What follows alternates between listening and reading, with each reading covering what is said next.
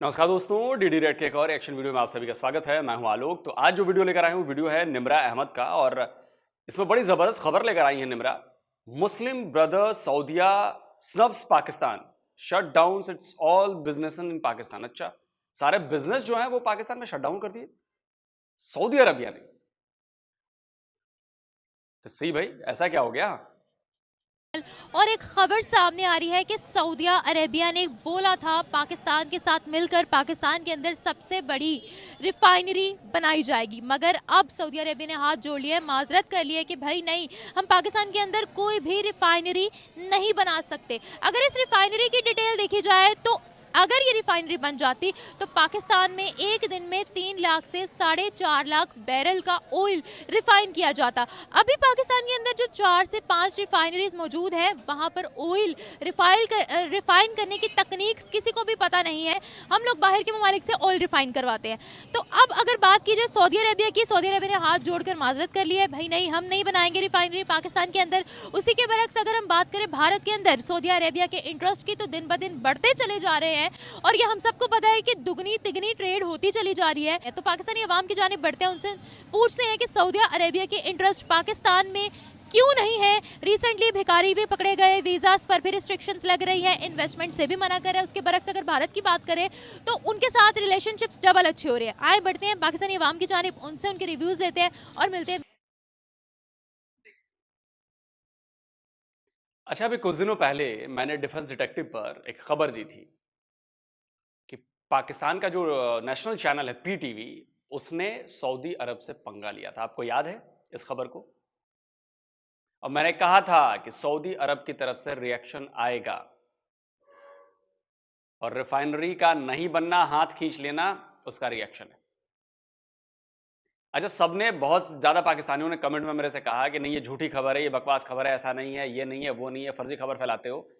अब बताइए, ज्यादा दिन नहीं हुए, मुझे लगता है हफ्ते 10 दिन हुए हैं, और ये खबर मैंने आपको दी थी कि पीटीवी ने कहा कि सऊदी अरब इजराइल को सपोर्ट कर रहा है, इजराइल की साइड ले रहा है फिलिस्तीन मामले में, और उसके अगेंस्ट प्रोपेगेंडा किया पाकिस्तानी नेशनल चैनल पर। कोई प्राइवेट चैनल करता तो समझ में आता, जिसमें सऊदी अरब के एक बहुत मजबूत शख्सियत थे, उन्होंने कहा कि भाई, उन्होंने ट्वीट किया कि ऐसा ऐसा किया गया है। तो जाहिर सी बात है, रिएक्शन आना था, और रिएक्शन आ गया।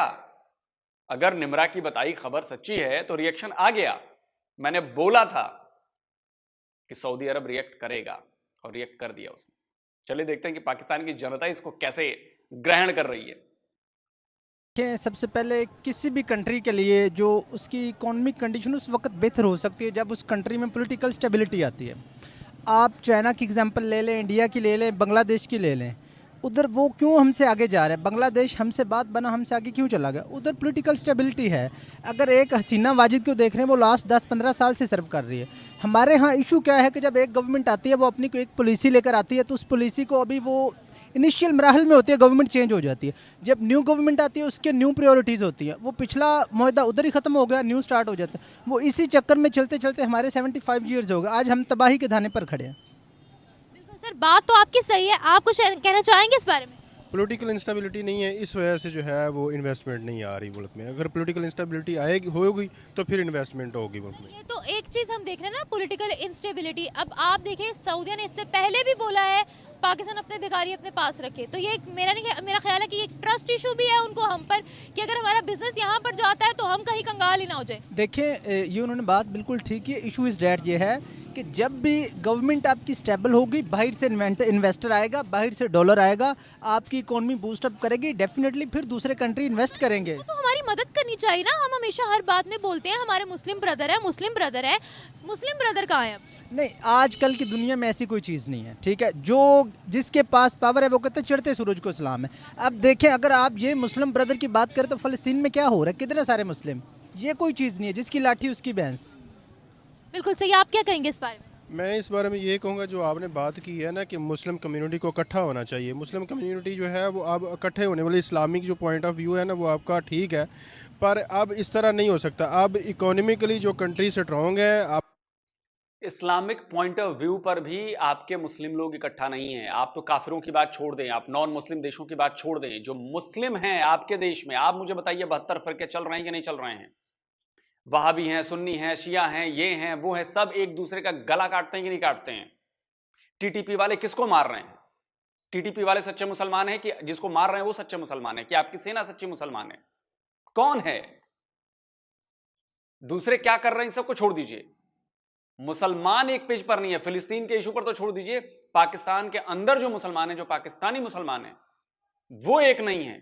72 फिरके हैं, एक दूसरे की मस्जिदों में नमाज नहीं पढ़ते, वो एक दूसरे की मस्जिदों में बमलास करवा देते हैं। आप सारी दुनिया की बात करते हैं, आपके अपने यहां एक नहीं है मुसलमान भाई। किस मुंह से आप बात करते हैं कि जी एक ही नारा, क्या ला इलाहा जो भी है, वटेवर घंटा है, वो कहां दिखता है? जब आपके पाकिस्तान में वो नहीं दिख रहा तो पूरी दुनिया में क्या खाक दिखेगा वो?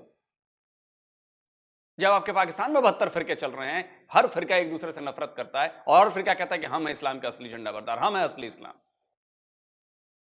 जब आपके पाकिस्तान में एक आने या पूरी दुनिया को एक होने की बात करते हैं फिलिस्तीन के मुद्दे पर, जो कि एक पॉलिटिकल मामला है, रिलीजियस मामला नहीं है, एक हेट का मामला है, जो ज्यूज के खिलाफ आप लोगों के अंदर भरी गई है, उसके जरिए आप लोगों को जोड़ा जा रहा है कि भाई इस्लाम के खिलाफ, इस्लाम के खिलाफ, इस्लाम के खिलाफ। अपनी इकोनॉमी को देखते हैं और फिर दूसरे के साथ रिलेशन बनाते हैं, इस तरह रिलेशन नहीं बनाते। सऊदिया हम कहते हैं कि इस्लाम का गढ़ था, इस्लाम वहीं से स्टार्ट हुआ था। अब उसके वो हमें प्रेफर नहीं करते, हमारे लिए वीज़ा तंग करते हैं, वो प्रेफर करते हैं भारत को। क्यों? देखिए, डेफिनेटली ये बात आज इंडिया दुनिया की टॉप 10 इकोनॉमीज में जा रहा है, उनके इंटरेस्ट 5वें नंबर पर इकोनॉमी है उनकी जी, मतलब टॉप 10 में अगर ना 5वें नंबर पर। उसकी रीज़न क्या है कि उनकी जो सऊदी अरब के इन्वेस्टमेंट इंडिया में है, ठीक है, उनके इन्वेस्टर्स। देखिए, कहने का तरीका है, टॉप 5 कहेंगे ना तो उसकी वेटेज ज्यादा है। अब मैं कह दूं जी इंडिया टॉप 100 इकोनॉमीज में है, तो मेरी बात झूठी तो नहीं है, मेरी बात बिल्कुल सच्ची है, टॉप 100 में तो है। लेकिन अगर मैं कहता हूं कि टॉप 5 में है, दैट मीन्स कि इसका वजन है। टॉप 5 में होना वजन है। कल को अगर वो तीसरे नंबर पे चला जाएगा तो टॉप 3 कहने में तो उसका वजन टॉप 5 से ज्यादा होगा। अरे है तो मानो ना भाई, टॉप 10 कहने की क्या जरूरत है? जो है वो कहो कि टॉप 5 में है, लेकिन आप पाकिस्तानी है। अरब के इन्वेस्टमेंट इंडिया में है, ठीक है, उनके इन्वेस्टर्स, उनकी इन्वेस्टमेंट, उनको उधर से आउटपुट मिलता है। अब बात इकोनॉमी की है, अब वो जंगें खत्म हो रही, लोग इकोनॉमी की तरफ जा रहे हैं। चाइना क्यों नहीं, देखे रिसेंटली चाइना को जंग लड़ रहा है, नहीं, वो इकोनॉमी की जंग लड़ रहा है, वो कोल्ड तो हमेशा अपने एटम बम की धमकी देते हैं पहले। देखें, ये सिर्फ धमकी की हद तक है। अगर आप जापान की बात करें तो जापान 1945 में 2 बम खाकर भी आज वो दुनिया की चौथे नंबर पे बूस्टअप इकोनॉमी है। देखें आज पाकिस्तान बम बना के किधर खड़ा है? हम भी तो एटमी पावर है ना, लेकिन किधर खड़े हैं? उसकी रीज़न ये है कि जो हमारे पॉलिटिकल हैं, हमारे जो हुक्मरान हैं, उनकी ये प्रायोरिटीज़ नहीं है। उनकी प्रायोरिटीज़ ये है कि वो आए, हुक्मरानी करें, दौलत कमाएं, मज़े लें और वापस चले जाएं। मुझे बताएं आज तक जितने हमारे रिटायर्ड जर्नैल हैं या रिटायर्ड पॉलिटिशियन हैं, कोई पाकिस्तान में है? आप जिधर से मर्जी हिस्ट्री शौकत अजीज़ से स्टार्ट कर लें, मुशर्रफ से कर लें, जिधर से मर्जी, नवाज शरीफ, कोई भी, वो इधर से आते हैं, हुकूमत करते हैं, मज़े लेते हैं, पैसे डॉलर कमाए, बाहर गए। ये आप IPPs का मुद्दा देखें, जो वो रेंटर पावर केस वाला था, तो उसमें इन्होंने यही जुल्म किया है कि डॉलरों में आपने पे करना है, बाहर की कंपनियों से मुआहदे किए और सारे डॉलर जो पाकिस्तान में थे वो भी बाहर गए, एक प्लानिंग के तहत। आपको पता है यूट्यूब ने पाकिस्तानी चैनल्स वेरीफाई करना बंद कर दिए हैं, दे डोंट ट्रस्ट अस। जी, इसकी अब क्या करें बताइए? यही तो रीज़न है ना कि इसके लिए भी देखें, फिर भी वो जमा तफरी करके यही बचता है कि जितने पॉलिटिशियन हैं वो ईमानदारी से एक प्लेटफॉर्म पर इकट्ठे हों और मुल्क को कौम के हर चीज़ पॉलिटिशियंस पे डालते हैं। पाकिस्तानी जो बाहर के मुल्कों में जाते हैं, कमाने जाते हैं ना, वहाँ जाकर ये क्या हरकतें करते हैं? कुछ हम खुद करप्ट हैं सर।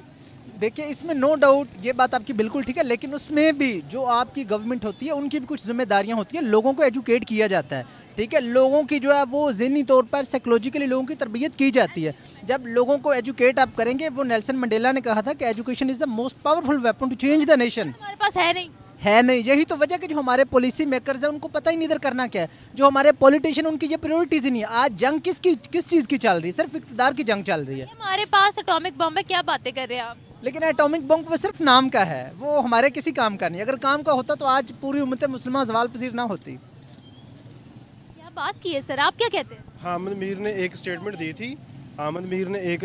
दी थी, कि जनरल बाजवा ने हमें कहा था कि हमारे टैंक जो हैं वो अब खाली हो गए हैं, वो नहीं चल सकते। इस वजह से हमने जो है वो इंडिया के साथ जो है ना वो मुकाबला नहीं कर सकते। इस वजह से हमने कश्मीर के ऊपर जो रेजोल्यूशन उन्होंने पास की, जो लॉज बनाए, वो हम उस पर खामोश रहे हैं। ठीक है, जब तक पॉलिटिकल स्ट्रक्चर मुल्क का मजबूत नहीं होता तब तक इकोनॉमिकली इफेक्ट कोई नहीं, यहाँ पे कोई नहीं इन्वेस्ट नहीं करने वाला। उसकी वजह यह है ना कि सऊदी अरेबिया जो है, आप देखें उन्होंने फ़लस्तीन की कितनी मदद की है, उन्होंने नहीं मदद की। मदद तो खैर भारत ने भी बहुत की है, सबसे पहले की है। नहीं, मदद करना एक और बात होती है, as a relation, Muslim relation जो है वो शो करना और बात है। ईरान ने मदद की है, नो डाउट उसने की है, लेकिन दूसरे कंट्रीज़ ने कितनी की है? क्यों नहीं की? क्योंकि ये IMF के सारे जो हैं ये शिकंजे में हैं।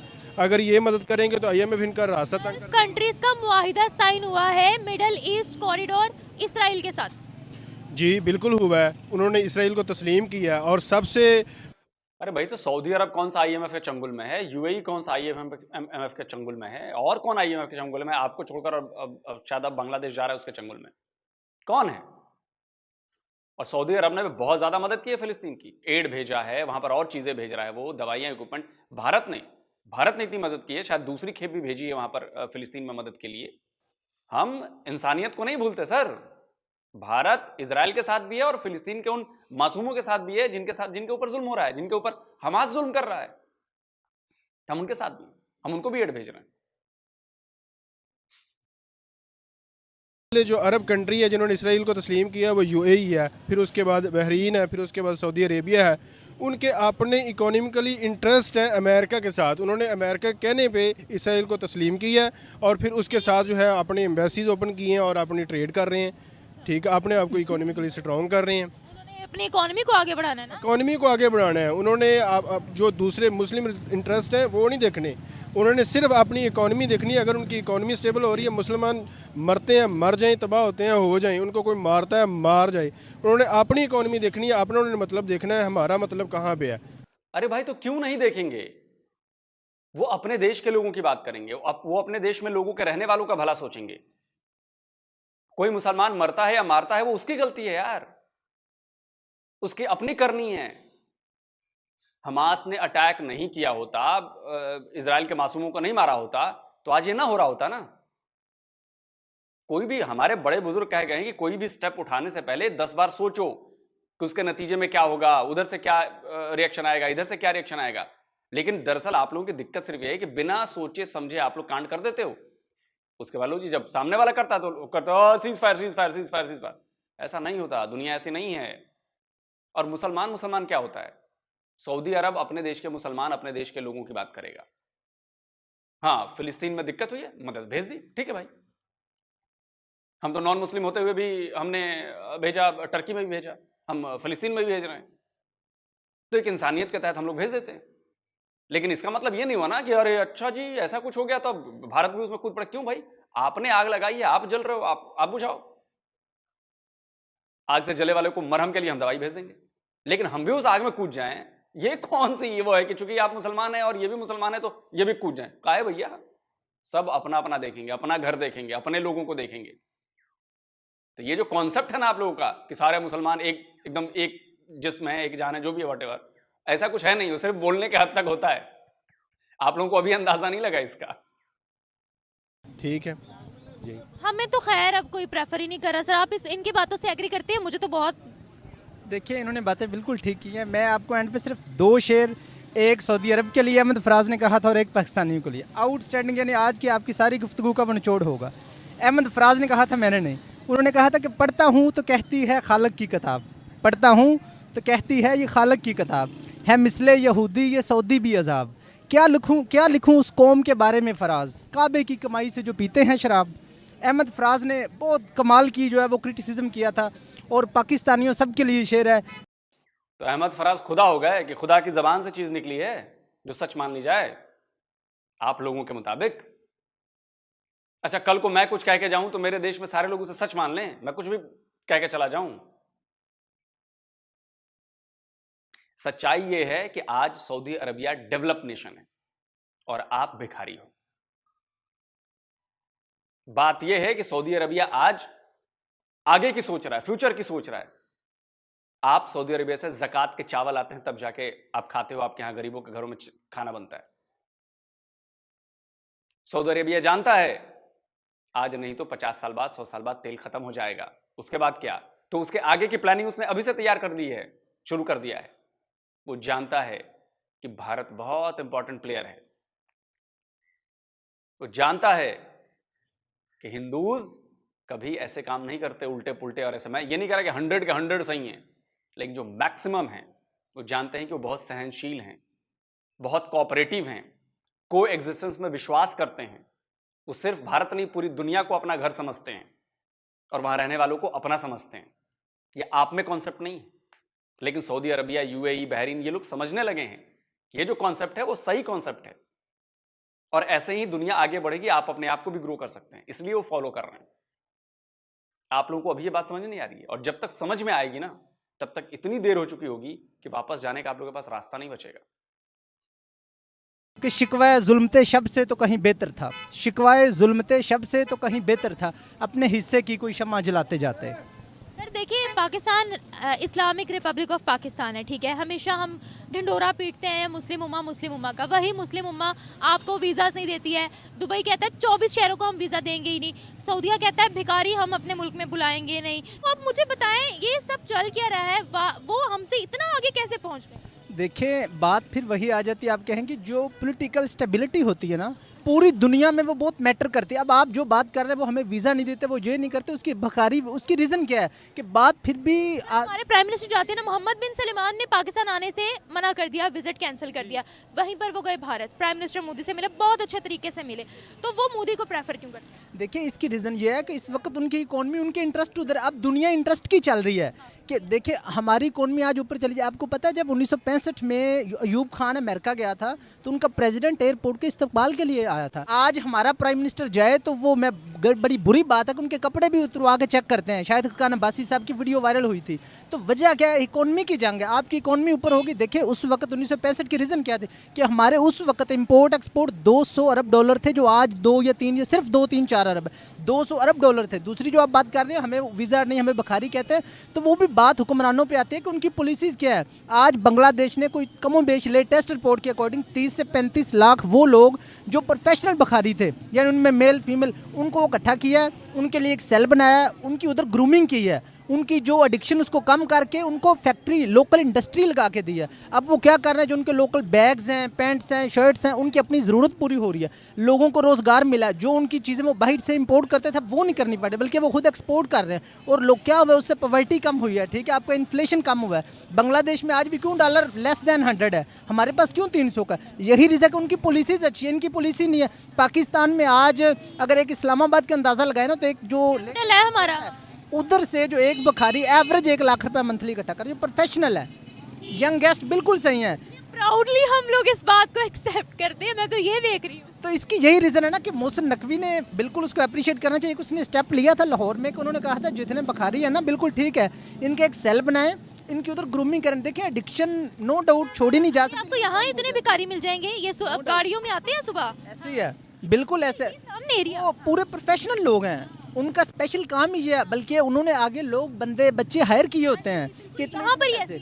देखिए ना, ये आप और मैं तो नहीं इनको खत्म कर सकते, ये तो जब गवर्नमेंट लेवल पर स्टेप लिए जाते हैं, माफिया है यहाँ पर। जी माफिया, जब गवर्नमेंट लेवल पर स्टेप लिए जाते हैं फिर इन चीज़ों की रिडक्शन होती है। आखिरी पॉइंट ऑफ व्यू आपका लेना चाहूंगी इसी बात पर। जी बिल्कुल, ये बेरोज़गारी सबसे बड़ा मसला है इस पे, ठीक है। लोग मजबूर होते हैं और फिर उनके पास रोज़गार नहीं होता, इस वजह से कुछ लोग आ जाते हैं। कुछ लोग नशे की वजह से जो बेरोज़गारी में और परेशानियों, ये जो मुल्क में गुर्बत है। मोहम्मद बिन सलमान ने यहाँ का विजिट कैंसिल करके भारत जाना क्यों पसंद किया, क्या वजह? इकोनॉमिकली इंटरेस्ट है उनको, वहाँ पे पॉलिटिकल इंस्टेबिलिटी है। आप देखिए मोदी कब से है, आज तक वहाँ पे पीस है, वहाँ पे कोई सिक्योरिटी रिस्क नहीं है, वहाँ पे इन्वेस्टमेंट करेंगे, उनकी दौलत बची रहेगी, उनका पैसा बचा रहेगा, ठीक है। और वहाँ पे लोग जो हैं वो इन्वेस्टर की कदर करते हैं, उनकी इज़्ज़त करते हैं और उनकी प्रोटेक्शन है। वहाँ पे कोई इनको ख़तरा नहीं है इन्वेस्ट करते हुए। यहाँ पे क्या है, आज गवर्नमेंट बनी है, 3 महीने बाद गवर्नमेंट गिर जानी है। जिन्होंने इतनी इन्वेस्टमेंट करनी है वो फिर किससे गारंटी मांगें और कैसे इसको आगे चलाएं? باكستاني نفر في ايار مو سيده نفر سعوديه في نفر زين وين ركب زاد ويعرف هذا النفر حرامي واجد हैं। ये अब आपने क्या कहा है ये भी बता दें। ये जो सऊदीया वापस ले गए हैं वो आपको फिर बताएंगे इसका तर्जमा करके कि हम लोग कौन है और हमने क्या किया है। बताएं तो सही। मैंने अरबी में बताया आपको कि हम लोग सीधे नहीं हैं, हम लोग चोरी करते हैं, इसलिए वो वापस चले गए हैं। इसलिए वो वापस चले गए? जी, इसीलिए चले गए होंगे, मुझे नहीं पता।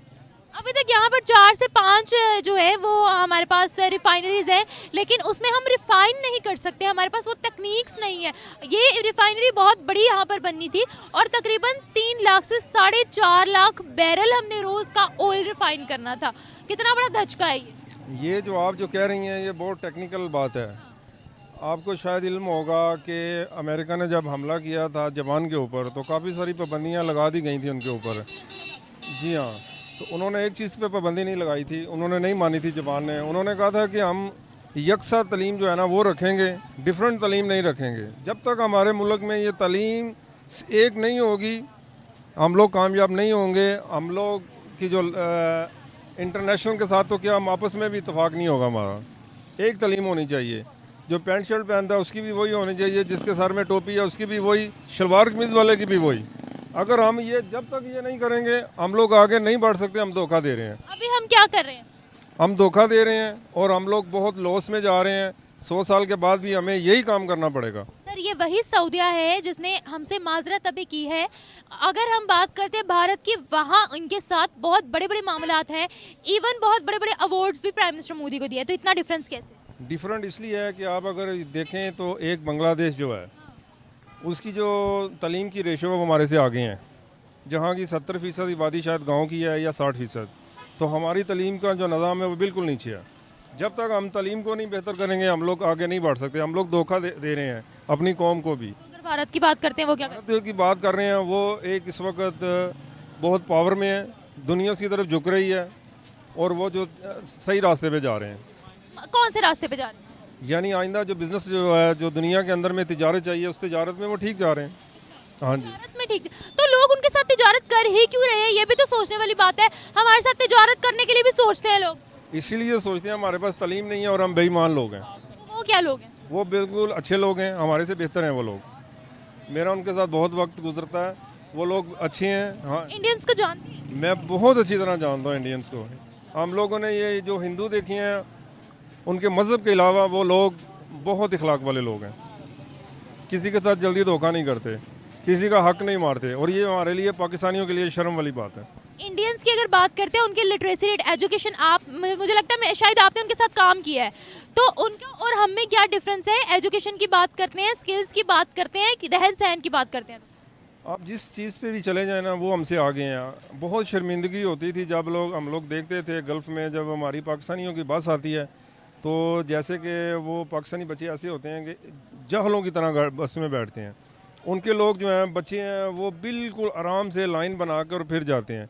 शुरू से वो लोग जो हैं एक सिस्टम में काम करते हैं, तो हम लोग बहुत पीछे हैं।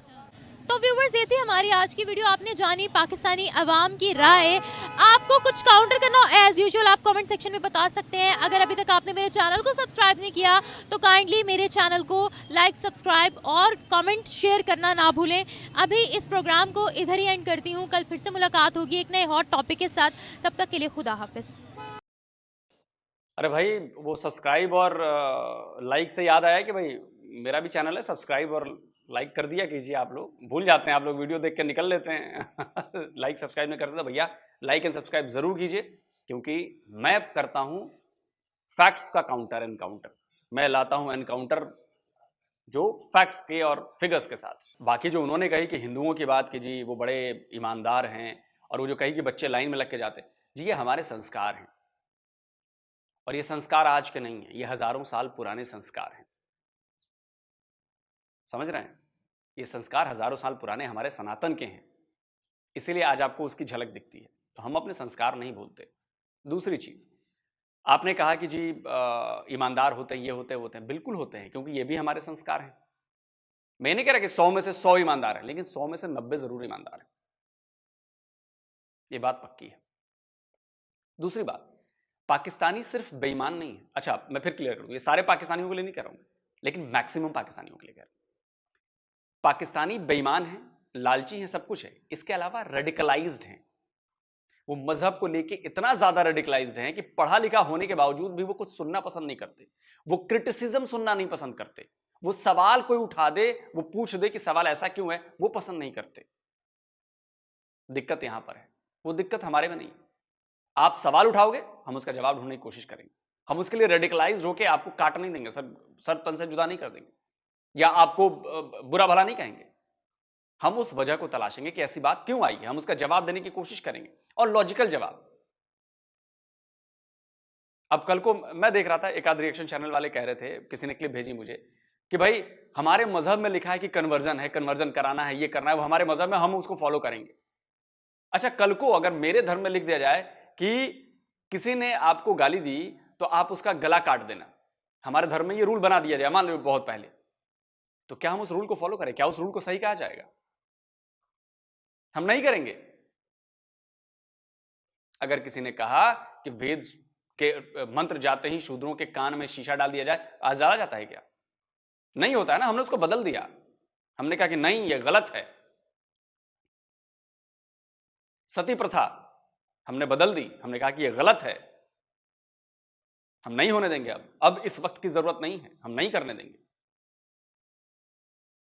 तो टाइम के साथ चीजें बदली जाती हैं, और यह जरूरी नहीं है कि जो चीज आज से 1400 साल पहले लिख दी गई है वो आज भी उस कॉन्टेक्स्ट में सही हो।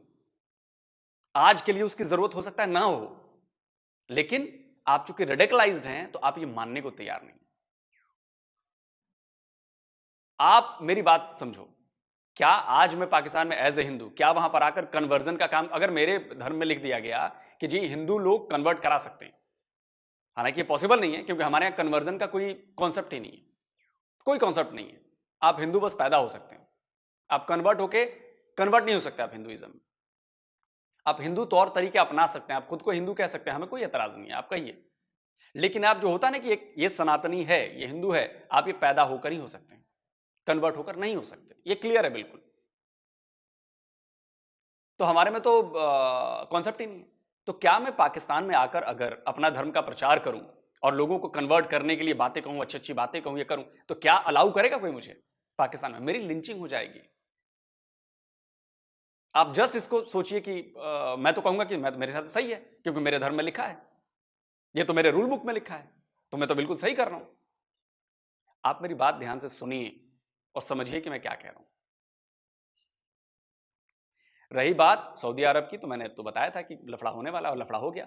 और सऊदी अरबिया ही नहीं, पूरे मुस्लिम बहुत जो बड़ी कंट्रीज हैं उनकी तरफ से पाकिस्तान को आइसोलेट किया जा चुका है, क्योंकि वो जानते हैं कि पाकिस्तानी मक्कार हैं, धोखेबाज हैं, वादा खिलाफी करते हैं, लड़कियों को छेड़ते हैं उनकी। बताओ, टर्की में भी नहीं छोड़ा यार, और रेडिकलाइज्ड हैं।